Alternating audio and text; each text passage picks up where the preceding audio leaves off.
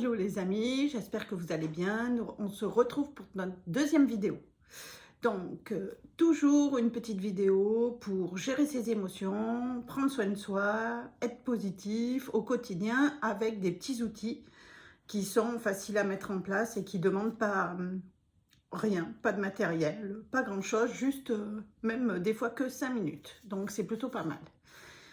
Donc, je vous ai déjà parlé des 5 blessures de l'âme. On est tous porteurs de 2 ou 3 blessures. Donc, ces 5 blessures, je les rappelle: humiliation, rejet, abandon, trahison, injustice. On est tous porteurs de 2 ou 3 blessures. Moi, par exemple, ça va être le rejet, l'injustice. Voilà, c'est mes 2 plus grosses. L'abandon, je l'ai travaillé, mais c'est vraiment le rejet, l'injustice, c'est vraiment ce qui est marqué dans mon histoire de vie. Et donc voilà. Et par exemple, ce qui est intéressant, c'est si vous avez la sensation d'avoir par exemple la blessure d'abandon, il est intéressant d'aller chercher dans son histoire familiale qui a vécu cette même blessure, parce qu'il y a toujours quelqu'un qui l'a vécu. Et puisque généralement on est porteur de l'émotion de génération en génération selon les personnes avec qui on est en lien. Exemple, je vais vous donner un exemple. Par exemple, l'abandon, moi dans ma famille, il est dans les 2 branches. Parce que mon grand-père paternel a perdu sa maman, il avait 4 ans, donc inscrit. Et du côté maternel, ma grand-mère maternelle a perdu son père, elle avait 11 ans, et ça a été le drame de sa vie. Donc, on se retrouve toujours avec, et moi je l'ai eu longtemps, quoi. Donc, après je l'ai travaillé, mais je l'ai quand même eu, enfin, je n'aimais pas être seule, c'était très difficile pour moi.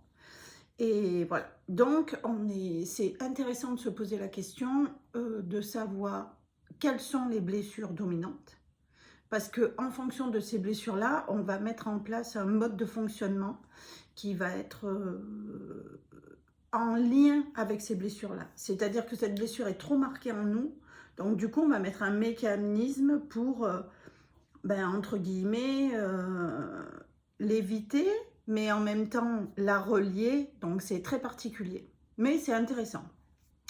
Donc, premier exercice, vous demandez quelles sont les blessures de ces 5 blessures-là qui résonnent le plus en vous. Et chez qui, au-dessus, ça résonne aussi. Important. Après, on a vu hier, je vous ai dit, être dans le moment présent. C'est vraiment très important, puisque si on est à demain, on n'y est pas encore, puisque si on est à aujourd'hui, on ne peut pas être à demain et on ne peut plus être à hier. Donc, être dans l'instant présent, c'est prioritaire. Ça veut dire qu'on va pleinement vivre le moment. Et une fois qu'on est dans ce moment présent, c'est-à-dire dans le présent, il faut avoir la pleine conscience des choses. On ne s'en rend pas compte, mais on respire, on a la vue, on peut prendre conscience de plein de choses. Et c'est comme si on avait des temps de pause au milieu de 2 actions. Par exemple, quand on sent que le stress monte trop, etc., on peut se mettre en pause et commencer à respirer, à faire de la cohérence cardiaque ou à se visualiser dans un endroit ou dans une bulle où on se revigore. Vous savez, moi, comme je vous dis souvent, tout est énergie. Mine de rien, un micro-ondes a des ondes et donc voilà, un champ a des hertz. Notre corps dégage de la chaleur, donc on émet des ondes. Et d'ailleurs, quand on rentre dans une pièce qui est chargée négativement, ça se sent. Puisque hier, je vous donnais l'exemple quand les gens sont... vous arrivez dans une pièce et tout le monde est énervé, au bout d'un moment, on va être énervé aussi. Donc, il y a des situations qui sont très particulières. Et du coup, tout ça, c'est de l'énergie, mais qui ne se voit pas, n'est-ce pas?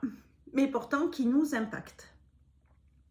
Et c'est important d'en prendre conscience parce que de ce fait, si on a des énergies qui nous impactent, on est capable, nous, pour nous, de les faire fluctuer, c'est-à-dire soit on va se faire, par exemple, polluer par les autres parce qu'ils sont tendus, donc on est dans un endroit où c'est électrique, donc du coup, où les gens sont en colère ou tristes, ou, donc ça nous fait baisser notre niveau d'énergie. Et donc, pour le remonter, bah, du coup, on va se recentrer. C'est-à-dire qu'on va revenir sur soi, on va se mettre à respirer calmement, à se visualiser dans une bulle, par exemple. Dans une bulle, alors moi, souvent, je le fais, c'est que je me visualise dans une bulle toute lumineuse, où je reçois des petits trucs, des douches d'énergie, en fait. Et donc, ça me, ça me revigore. Et puis, bah, généralement, ça me remet dans des bonnes... je remonte vite, assez vite mes énergies, ou alors je me mets à chantonner, mais la respiration, c'est sûr. Si vous arrivez à respirer en 5 temps et expirer en 5 temps, vous le faites quelques fois, ça va revenir vite.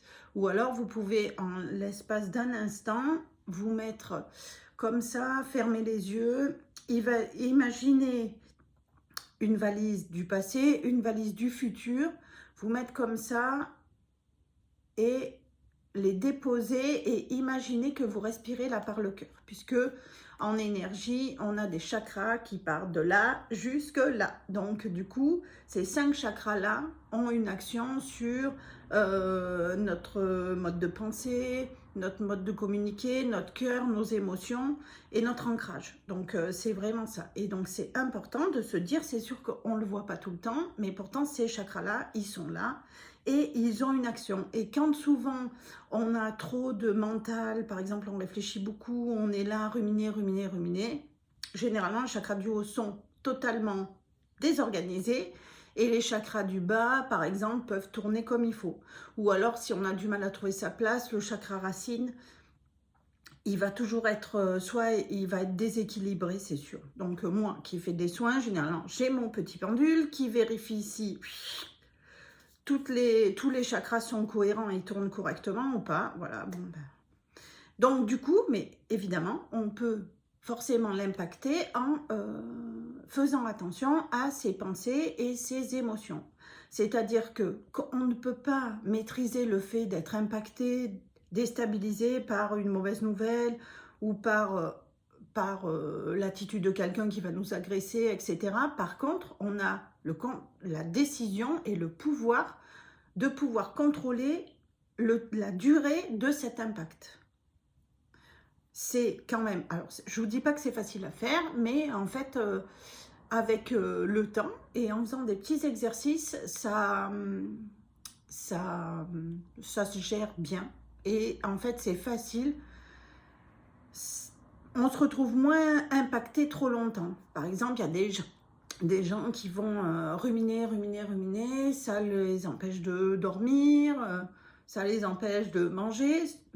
Perso, pour ces 2 trucs, ça n'est pas du tout mon cas. Mais par contre, moi, quand je suis contrariée, je vais être très fermée. Donc, j'ai du mal à communiquer, tout ça. L'avantage, c'est que aujourd'hui, j'arrive vraiment à me dire, bon, je m'autorise en fait une période où j'ai le droit d'aller mal. Par exemple, ça va être une journée. Une journée, je me dis, non mais aujourd'hui, non, voilà. C'est comme si c'était ma journée, je me donne un jour pour évacuer ce qui va pas. Ce qui m'a contrarié, ce qui m'a blessé, ce qui m'a déçu, ce qui me fait peur, etc. Donc ça, c'est une journée. Et au bout de la journée, même de la demi-journée, généralement, je digère le truc et donc en avant, je pars sur autre chose. Qu'est-ce que je voulais vous dire aussi? Je voulais vous dire que c'est important de faire la différence entre sa tête et son cœur.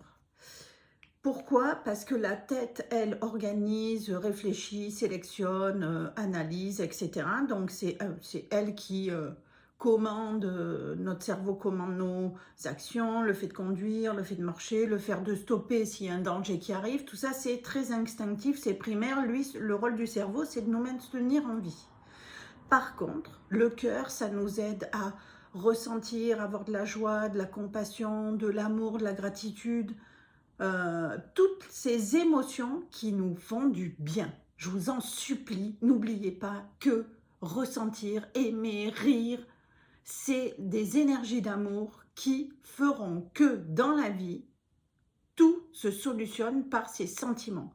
On remonte ces énergies quand on rit, quand on danse, quand on aime, quand on a de la gratitude, quand on reçoit par exemple une petite attention, un mot gentil, un sourire, ou quand on donne ça, tout ça, c'est ce qui fait, c'est ce qui alimente notre cœur, nos émotions, et c'est ce qui fait la contrebalance entre des émotions négatives et des émotions positives. Ou voir le verre à moitié vide et voir le verre à moitié plein.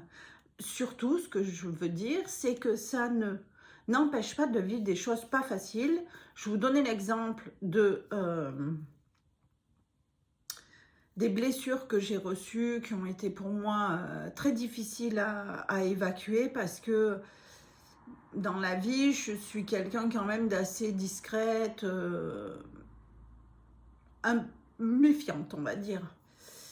Et je vous ai dit, mon cercle d'amis était comme ça, et il est devenu comme ça. Parce que moi, je considère que quand on est entre amis, on n'a pas besoin de faire semblant d'être quelqu'un d'autre. Et donc, il faut prendre les gens comme ils sont. Avec leurs mauvais côtés, avec leurs limites, avec leurs bons côtés aussi.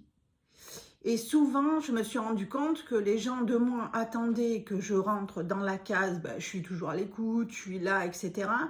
Et quand moi, j'ai eu des moments où j'étais très déstabilisée, par exemple pour le deuil de mon papa, ça a été compliqué.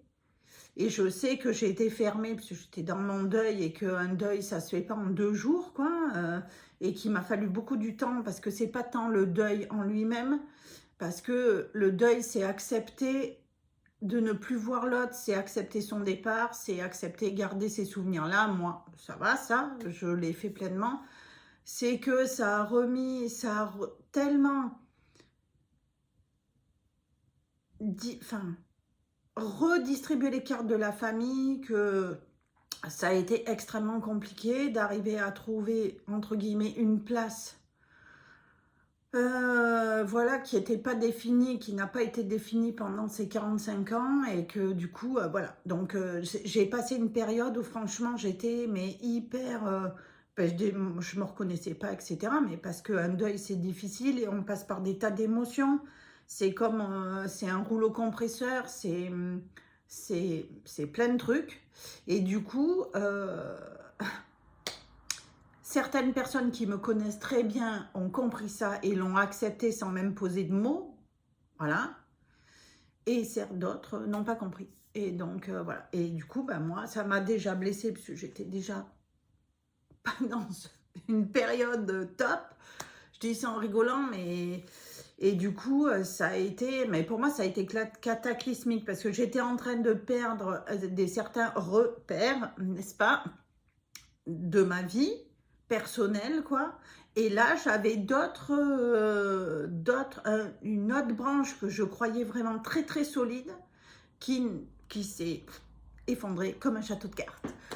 Bon, après, je me dis que la vie est bien faite. Malheureusement, des fois, on ne peut pas tous évoluer au même niveau, et que je sais très bien que la vie... on a des routes qui se séparent parce qu'on n'évolue pas de la même manière, et que c'est comme ça, et qu'il y a des amitiés qui durent 20 ans, 30 ans, 40 ans, et d'autres qui vont durer 2 ans, 3 ans, 4 ans, et 10 ans, et qui vont être très fortes, mais qui vont pas durer toute une vie. Donc, j'en ai pris mon parti. J'aurais préféré ne pas être blessée, mais bon, c'est comme ça. On n'a pas le pouvoir de contrôler le comportement des autres. Donc, tout ça pour dire, pour en revenir, que c'est important quand vous avez des journées où, par exemple, dans la journée, il se passe un événement qui va vous contrarier. Donc, comme je vous ai dit, le matin, au lever, même si on a envie de partir au boulot, et qu'on a une journée qui va être ultra stressante, avec des gens qui ne sont pas gentils, qui vont nous agresser, qui vont nous... insulter, etc., et que ça arrive, l'important, c'est de se dire, bon, je me prépare, je sais qu'aujourd'hui, il va y avoir des moments très difficiles, mais je me ressens sur moi et sur ma vie. Je ne laisse pas l'extérieur guider toute ma journée, toute ma vie, tout tout mon univers, c'est pas eux qui guident votre vie, c'est vous qui guidez la vôtre. Et donc, dans ces moments où ça a été un peu machine à laver, vous pouvez, je vous dis, prendre un temps de pause, ça prend 5 minutes. Il y en a qui vont fumer une clope au boulot, il y en a qui vont se prendre un petit café, un petit thé. Vous revenez à votre centre, vous vous posez, vous pouvez prendre un petit thé et vous faites soit la cohérence cardiaque, soit la bulle, soit vous remémorez un événement qui a été joyeux, un éclat de rire, vous envoyez un texto, vous pensez à quelque chose de positif et de joyeux qui vous fait rire ou qui vous fait du bien. Et surtout, qui vous fait du bien au cœur. Voilà. C'est ultra important parce que ça n'est pas que le cerveau qui guide de tout. Je vous le dis, redirai des millions de fois. Nous sommes des êtres d'émotions. On ne peut pas faire sans être à l'écoute de ses émotions. Si on ne peut pas faire ça parce que tôt ou tard, ça veut dire que c'est que la tête qui décide. Je veux, je vais faire ci, je vais faire ça, je veux. Et on n'est pas à l'écoute de toutes les émotions qui ont structuré notre personne. Donc, parce que on est rempli de blessures qu'on a dépassées ou pas, et d'émotions, de choses que l'on ressent. On ressent plein de trucs. Donc, voilà. Deuxième vidéo, je vous embrasse très fort. Passez une bonne journée lumineuse. À bientôt!